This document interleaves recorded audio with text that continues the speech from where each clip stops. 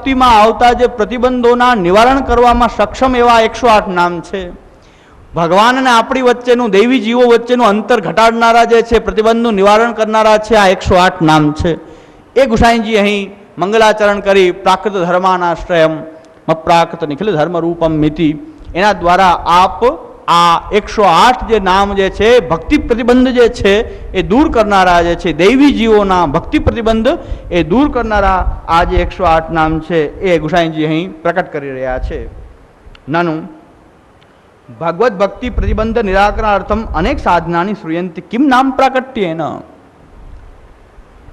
ભક્તિમાં પ્રતિબંધોને દૂર કરવાનું અહીં કહી રહ્યા છે કે ભાઈ ભક્તિ પ્રતિબંધોને દૂર કરવા માટે, ભક્તિમાં આવતા અંતરાયોને દૂર કરવા માટે અનેક સાધનો તો શાસ્ત્રમાં બતાવ્યા જ છે. પછી આ 108 નામ પ્રકટ કરવાની શું જરૂર છે? શાસ્ત્રમાં તો ઉપાય ભક્તિને પ્રાપ્ત કરવાના બતાવેલા જ છે. તો કિમ નામ પ્રાકટ્યેન, આ નામ પ્રાકટ્ય કરવાની શું જરૂર છે? તમારે ભક્તિનો પ્રતિબંધનો વિનાશ કરવો છે તો ભક્તિ એ ભગવદ ભક્તિ પ્રતિબંધ નિરાકરણાર્થમ અનેક સાધનાની શ્રૂયંતે. ભગવત પ્રતિબંધ નિરાકરણ કરવા માટે અનેક સાધનો જે છે એ કહેવામાં આવેલા જ છે. તો નામ પ્રાકટ્ય કરવાની શું આવશ્યકતા છે? શ્રીમદ ભાગવતના 10મા સ્કંદના 47મો અધ્યાય અને 24મો શ્લોક. તથા ચ શ્રી ભાગવતે દાન વ્રત તપો હોમ જપ સ્વાધ્યાય સંયમેહિ શ્રેયોભિ વિવિધૈશ્ચ અન્યૈહિ કૃષ્ણે ભક્તિર્હિ સાધ્યતે.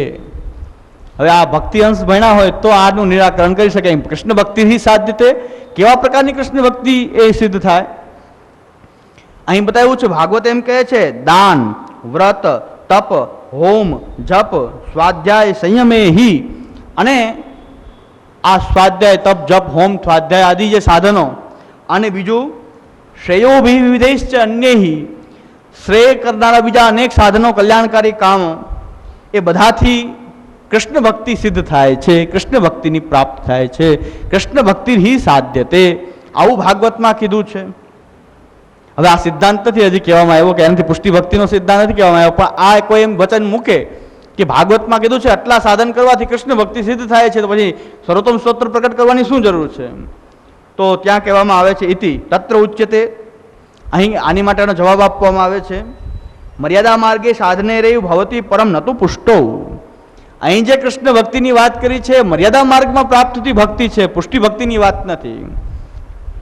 મર્યાદા માર્ગી સાધનોથી જે ભક્તિ પ્રાપ્ત થાય છે એ સાધનોથી પ્રાપ્ત થતી ભક્તિ એ મર્યાદા ભક્તિ છે. કૃષ્ણની ભક્તિ ખરી પણ મર્યાદા ભક્તિ છે. નતુ પુષ્ટો, એ પુષ્ટિ માર્ગમાં એ ભક્તિની વાત કરવામાં આવતી નથી. પુષ્ટિ માર્ગે તું, પુષ્ટિ માર્ગમાં કેવી પ્રકારથી ભક્તિ પ્રાપ્ત થાય? સર્વ સાધન સંપત્તિ સિદ્ધૌ સત્યામપી, સર્વ પ્રકારની સાધન સંપત્તિ સિદ્ધ હોવા છતાં પણ સર્વ અજ્ઞાત મંત્ર જપ એવ કૃતો વ્રજકુમારિકાભિ. શ્રીમદ ભાગવત 10મા સ્કંદ 19મો અધ્યાય 4થો શ્લોક. એ અહીં 19મો અધ્યાય લખ્યો છે, હકીકતમાં સીધા સિરિયલ ક્રમથી જોવો તો 22મો અધ્યાય છે.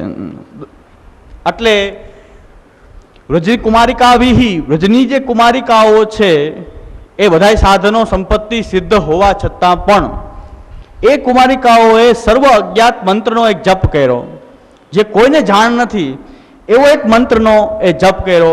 એ મંત્ર છે કાત્યાયની મહામાયે. એ મહામાયે મહાયોગિન્ય અધીશ્વરી, એ નંદ ગોપ સુતમ દેવી પતિન કુરુ મે તે નમઃ. આ મંત્રનો જપ કરતી આ કાત્યાયની મહામાયે મહાયોગિન્ય અધીશ્વરી. અને હે કાત્યાયની મહામાયે, સર્વ યોગીઓની અધીશ્વરી, નંદ ગોપ સુતમ દેવી પતિમ મે કુરુ તે નમઃ. આ મંત્રનો જપ એ કાત્યાયની એ દેવીનો જપ. આ પ્રકારથી આ કેવો મંત્ર છે? સર્વ અજ્ઞાત મંત્ર જપ એવ. કુમારિકાઓએ બીજું કોઈ સાધન ન કરી પણ એક અજ્ઞાત મંત્રનો જપ કર્યો.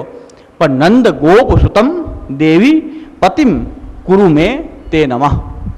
અમારા પતિ બનાવો. કોને બનાવો? નંદ ગોપના પુત્રને અમારા પતિ બનાવો.